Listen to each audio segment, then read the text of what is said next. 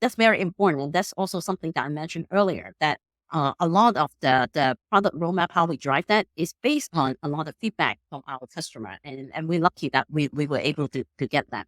But planning needs to be part of that. How it become a more coherent product, that's also very important, because otherwise you'll just be like constantly taking feedback and just slap it into the product, and then you have a quote. And then it's not something that is consistent. It may not be something that you can continue to grow.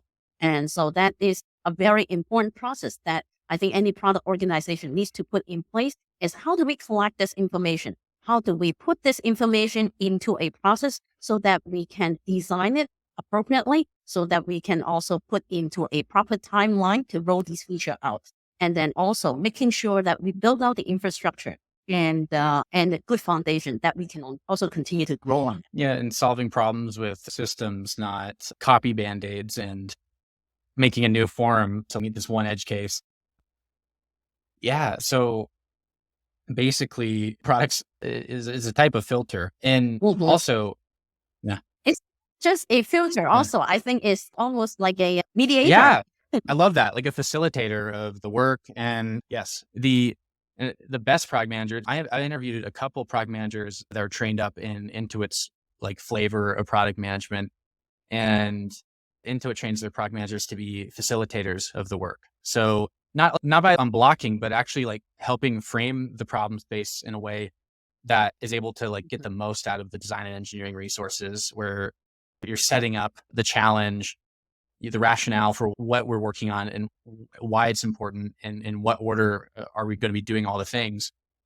And so that you could just let these design engineering resources just let it rip and solve the problems. And then you're also providing like the KPIs of, this is how we know this problem. If it's solved, this is how we know it'd be successful. Because if you don't have a good product org in between like sales and marketing, who by the nature of their jobs have a closer feedback loops with customers, then you're implementing ideas, not specs. Yeah, I absolutely agree with you. And very interesting, because we were talking about like facilitator, mediator. I find out that in my previous trainings, I had a lot of training, especially when I was working in bank. The most valuable one, which actually helped, you wouldn't even believe that has anything to do with product management. The most valuable training that I had, which actually helped a lot with my product management practice, is the negotiation training. Okay, go ahead. Go on. I went. I know there's something you want to say, but I actually find that was the most valuable training. It's not just because of you constantly need people to agree with you. The negotiation training actually take you back to how to understand the perspective of others.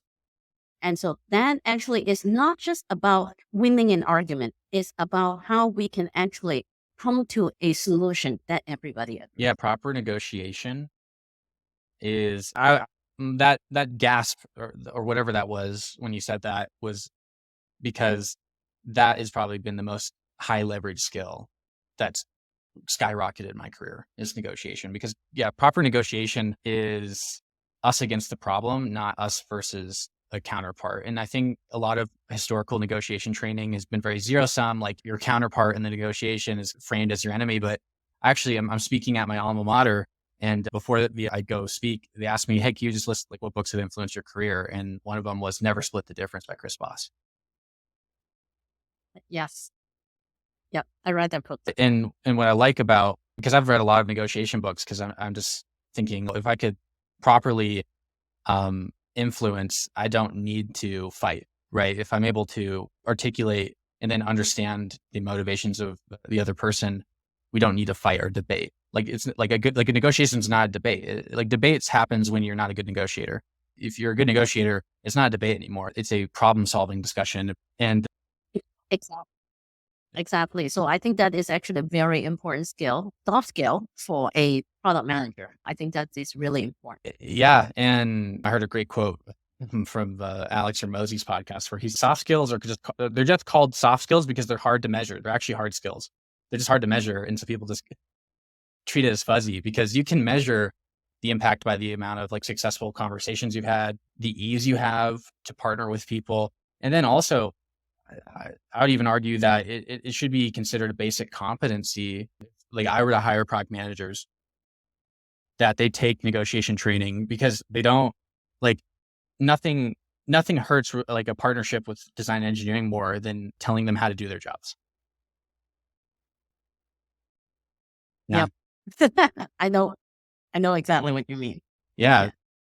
Tell me more.